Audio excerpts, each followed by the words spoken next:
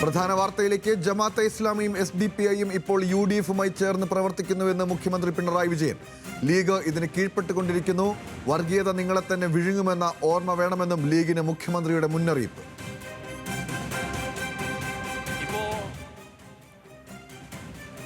ജമാഅത്തെ ഇസ്ലാമിയും SDPIയും വലിയ തോതിൽ UDFിനോടൊപ്പം ചേർന്ന് നിന്നുകൊണ്ട് പ്രവർത്തിക്കുന്നു. സാധാരണ നിലക്ക് ജമാഅത്തെ ഇസ്ലാമിയെ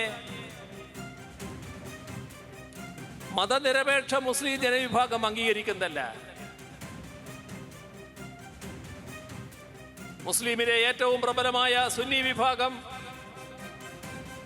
ജമാഅത്തെ ഇസ്ലാമിയെ ഒരു ഘട്ടത്തിലും അംഗീകരിച്ചിട്ടില്ല.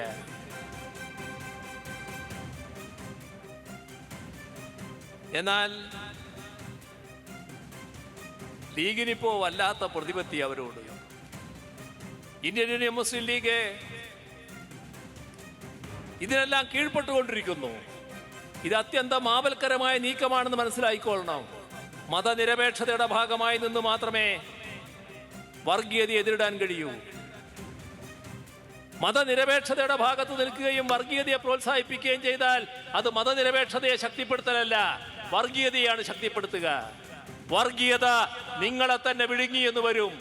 അതും മനസ്സിലായിക്കൊള്ളണം. വിവരങ്ങളുമായി മലപ്പുറത്ത് നിന്നും ശാന്തകുമാർ വെള്ളാലത്ത് കൂടി ചേരുന്നുണ്ട്. ശാന്തകുമാർ, CPMന്റെ ജില്ലാ സമ്മേളനത്തിന്റെ പൊതുസമ്മേളനം ഉദ്ഘാടനം ചെയ്തുകൊണ്ട് സംസാരിക്കവെയാണ് പിണറായി ഇപ്പോൾ ലീഗിനെതിരെ ശക്തമായ വിമർശനം ഉന്നയിച്ചിരിക്കുന്നത്. നേരത്തെ CPM ഉൾപ്പെടെ ആവർത്തിച്ച് വ്യക്തമാക്കുന്ന ന്യൂനപക്ഷ വർഗീയ സംഘടനകൾ ലീഗിൽ പിടിമുറുക്കുന്നു, UDFിൽ അത് വളരുന്നു എന്നുള്ള വിമർശനമാണ് പിണറായി വിജയനും ഉന്നയിക്കുന്നത്. എന്താണ് വിശദാംശങ്ങൾ? മുഖ്യമന്ത്രി എന്തൊക്കെയാണ് പറഞ്ഞത്? തീർച്ചയായും ഗൗതം, അതുതന്നെയാണ്. മുസ്ലിം ലീഗിനെ കടന്നാക്രമിക്കുകയാണ് ചെയ്തിരിക്കുന്നത് പിണറായി വിജയൻ. അത് മലപ്പുറത്താണ് അദ്ദേഹം അത്തരത്തിലുള്ള വലിയ പരാമർശം ലീഗിനെ ആക്രമിക്കുന്ന രീതിയിൽ പറഞ്ഞിരിക്കുന്നത് എന്നുള്ള ഏറ്റവും ശ്രദ്ധേയമായ കാര്യം തന്നെയാണ്. അത് ഏറ്റവും പ്രധാനപ്പെട്ടത് മുസ്ലിം ലീഗ് SDPIയും അതേപോലെ ജമാഅത്തെ ഇസ്ലാമിയുമായി കൂട്ടുചേർന്നുള്ള പ്രവർത്തനമാണ് തുടരുന്നത്. മതേതരത്വം പറയുകയും എന്നിട്ട് മത തീവ്രവാദത്തോടൊപ്പം പ്രവർത്തിക്കുകയും ചെയ്യുന്ന രീതിയാണ് മുസ്ലിം ലീഗിൻ്റെത്. അത് അവരെ നാശത്തിലേക്ക് നയിക്കുക മാത്രമേ ഉള്ളൂ എന്ന് മുസ്ലിം ലീഗിന് സ്വാധീനമുള്ള സ്ഥലത്തെത്തി തന്നെയാണ് മുഖ്യമന്ത്രി പറഞ്ഞിരിക്കുന്നത് എന്നത് ഏറെ ശ്രദ്ധേയമായ ഒന്ന് തന്നെയാണ്.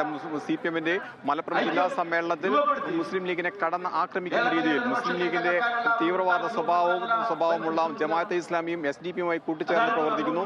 ഇതിന് പല ഉദാഹരണങ്ങൾ അദ്ദേഹം ചൂണ്ടിക്കാണിക്കുന്നുണ്ട്. അത് ഏറ്റവും പ്രധാനപ്പെട്ടത് പാലക്കാട് ഉപതെരഞ്ഞെടുപ്പിൽ കോൺഗ്രസ് ജയിച്ചപ്പോൾ ആദ്യ ആഹ്ലാദ പ്രകടനം നടത്തി വന്നത് SDPI ആണ്. ആ SDPIയെ കൂട്ടുപിടിച്ചാണ് പാലക്കാട് അവർ വിജയിച്ചത്. അതിനൊപ്പം തന്നെയാണ് മുസ്ലിം ലീഗ് നിലനിൽക്കുന്നത്.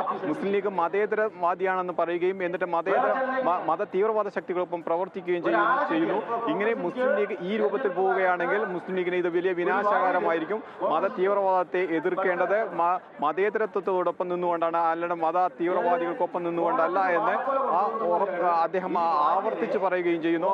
മുസ്ലിം ലീഗിനെ കടന്ന് ആക്രമിക്കുക എന്ന് തന്നെയാണ് അദ്ദേഹം മലപ്പുറത്ത് ചെയ്തിരിക്കുന്നത്. CPMന്റെ ജില്ലാ സമ്മേളനത്തിന്റെ സമാപന സമ്മേളനത്തിൽ അദ്ദേഹം അത് കൃത്യമായി കഴിഞ്ഞ ഏതാനും നാളുകളായി മുസ്ലിം ലീഗിനെതിരെ ജമാഅത്ത് ഇസ്ലാമിക്കെതിരെ രൂക്ഷമായി വിമർശനം ഉന്നയിക്കുമ്പോൾ ഒന്നുകൂടി ഒരു പടി കൂടി കടന്നുകൊണ്ട് അത് മുഖ്യമന്ത്രി തന്നെ നേരിട്ട് പറഞ്ഞിരിക്കുന്നു എന്നുള്ള ഏറ്റവും വിശദീയമായത്. ഗൗതം, ശരി. മലപ്പുറത്ത് നിന്നും ശാന്തകുമാർ വെള്ളാലത്താണ് ഈ വാർത്തയുടെ വിശദാംശങ്ങൾ നൽകിയത്.